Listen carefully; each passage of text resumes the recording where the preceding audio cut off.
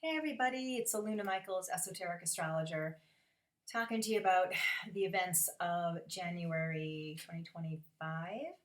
And thanks again to the guys at Know Thyself Podcast. I am grateful for all the people you send me and give them a listen. They're wonderful.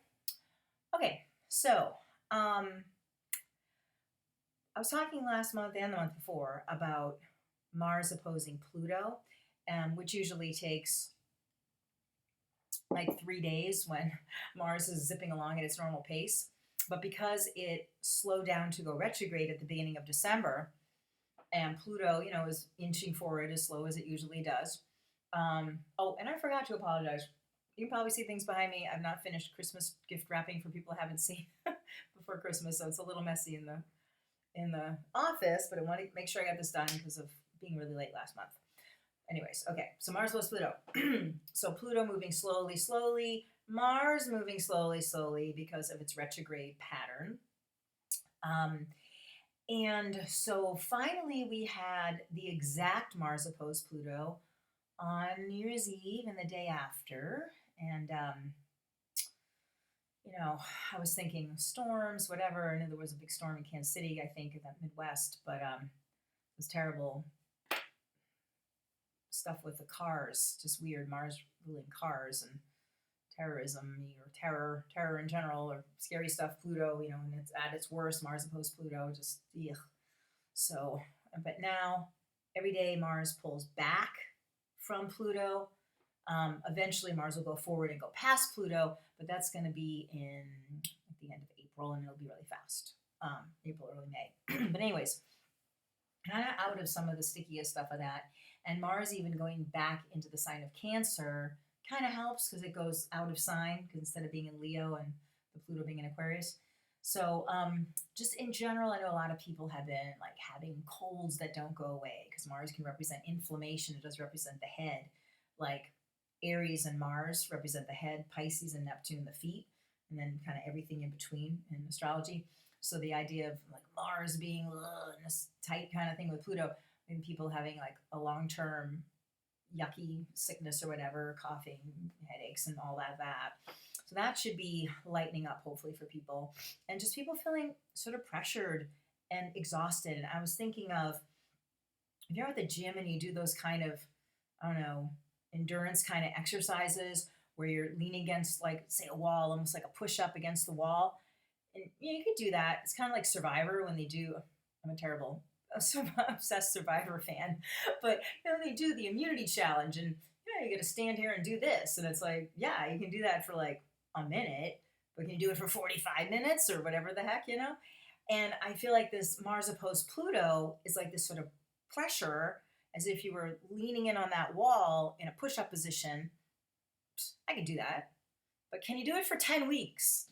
Which is basically what Mars opposed Pluto has been doing, and everyone's like fatigued and irritable, and so now the tension lightens up.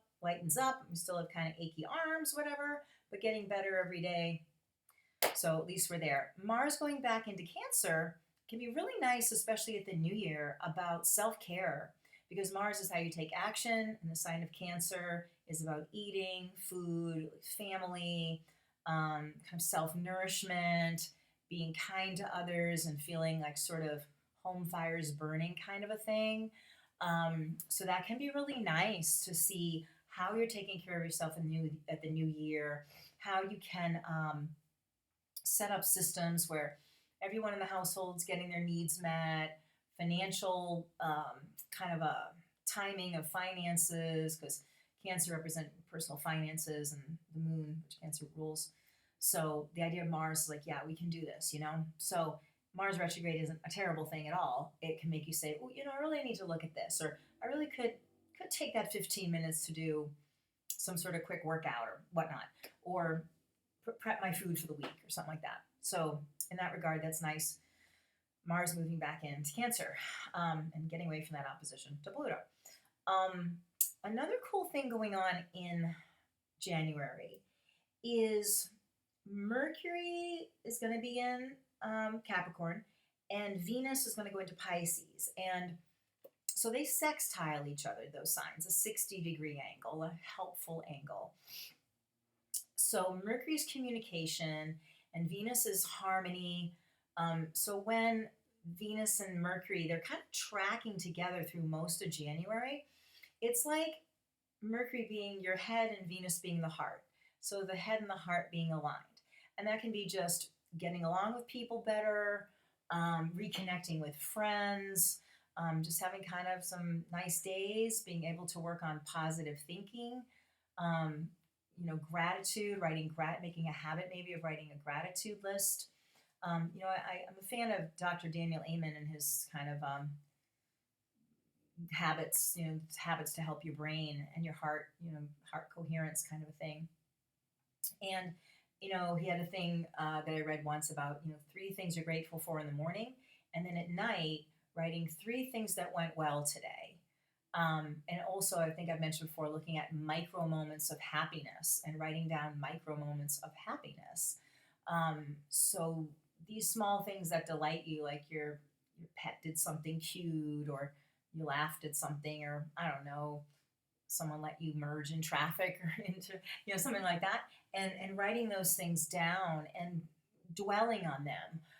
So it's like, good things happen to me, or a small thing can make your body chemistry feel like it was a big thing. So I know a lot of people are stressed in the United States and the world about things going on, and you feel really helpless, and feel like everyone's bad, or bad people are taking over and stuff like this. And to think about good things that have happened and people that have been good to you, and how you're having positive conversations, or reaching out to friends and telling them things you love about them that you normally don't tell them because you just think they know it, or it feels weird to say it or something, but kind of saying something to people, or thanking people, like a clerk at a Walgreens or something, and say, thanks, I really appreciate you, or something like that. Can be very Mercury sextile Venus, that helps to create a greater sense of common good, The other thing, just on that note, when I was talking about Mars, something that I adapted with this idea of micro moments of happiness, that there were a lot of studies about neurologically for people about the kind of happy brain chemistry they put out when they focused on positive things, like the small thing, and sort of blowing it up into a bigger thing, that it made people just as happy as if like awesome things were happening to them, But I kind of thought about micro moments of personal power, because I was having some hard transits when I was having some challenging Pluto transits. So you feel like, things are conspiring against you. For me, these things came down right at the COVID shutdown too. I was having those hard transits. So it's like, oh, great. And I'm alone dealing with the feelings, whatever. And so, and I thought about that, and I thought about, this is not scientific, I don't know, but there was a science about the micro moments of happiness. So we think of this Mars retrograde. Sometimes people feel a little nervous with that. I tend to be okay with it, but some people aren't with Mars retrograde and feel sort of like, oh, I can't get things done or whatever. Or again, political stuff, if it's not going the way you'd like it to go, it's anxiety producing and you can't do anything about it, But where is the personal power? Like, for instance, I'm choosing to drink water, I have personal power. I can pick up this glass and drink water. I chose not to put orange juice in this glass, put water in the glass. And I know that's really starting from scratch, but I did that. I put on this dress and not, overalls or something. I chose to mow the lawn instead of clean up the office. And saying, I'm choosing this. I have personal power.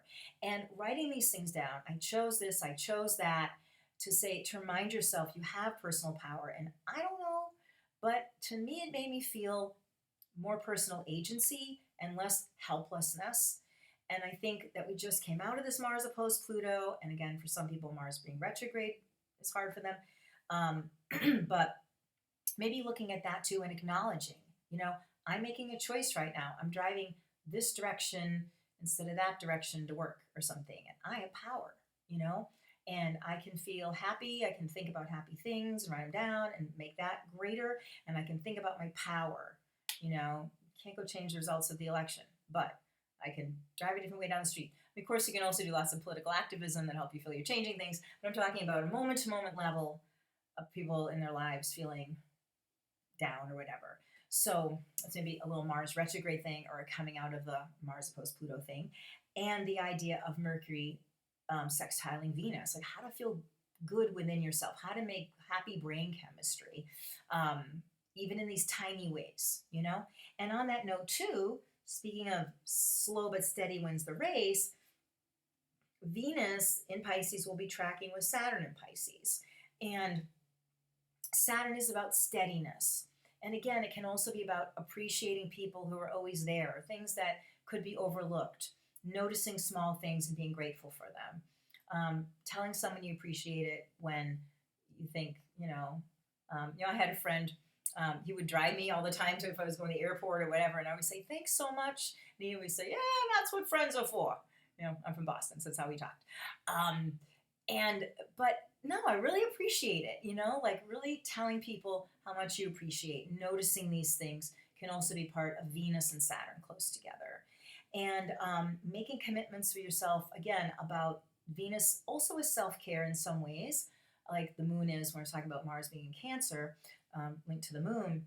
But Venus is also about how you are kind to yourself and kind to others. It's also about money.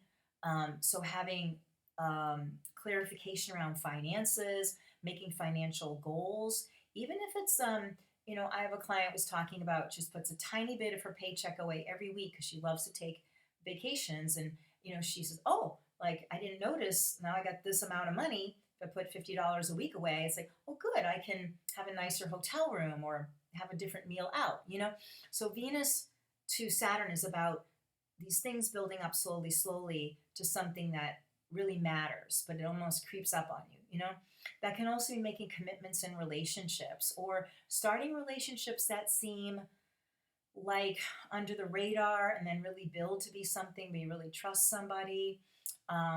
So all those kind of things can happen with Venus working with Saturn. And that goes on most of the month, in the middle of the month and stuff. The other thing interesting is at the end of January, Uranus is changing directions, going to, the outer planets go retrograde once a year and direct once a year. So, Uranus will be slowing down to go direct, and also Jupiter will be slowing down to go direct on February 3rd. I'll talk about that next month, and I'll probably mention the Uranus too, so it's the Uranus goes direct like the 30th, what did I write down, 29th, and a few days later, Jupiter going direct. Uranus and Jupiter are similar in the sense they're about value systems, they're about standing up for what's right, they're about your principles, they're about personal freedom, about social justice, about intellectual development, spiritual growth, kind of liberating breakthroughs from bad habits, or just it's positive. You can challenge yourself against negative habits. You can open your heart to try new things and be brave and stuff like that. So it'll be interesting to see what goes on there. It can be a little bumpy, especially Uranus changing direction. Again, you can get winter storms and stuff like that. But it's interesting about people in general wanting to do what's right, wanting to look at a bigger picture of about inclusion. And in your personal life, it can be, you do this small thing like, I told myself I wouldn't eat sugar, and then you eat sugar and you realize, wow, this cascade of things that happens, and I don't want that bad big picture. I want the good big picture of nourishing myself and seeing these results that ripple out. So that's January. And people want to have a session with me, of course, reach out to me on my website, alunamichaels.com. You could call or text me at 248-583-1663. You can go to the website and email me from there. Just hang in there. I think might be surprisingly more positive month than we'd expect in January. And again, looking at what's good, what your personal wins are, whatever type of bigger picture you have in your life, what the wins are with family and with your community and stuff like that, and really holding those to your heart, and feeling like there is positive change happening personally and globally. So, okay, I'll see you next month. Bye for now.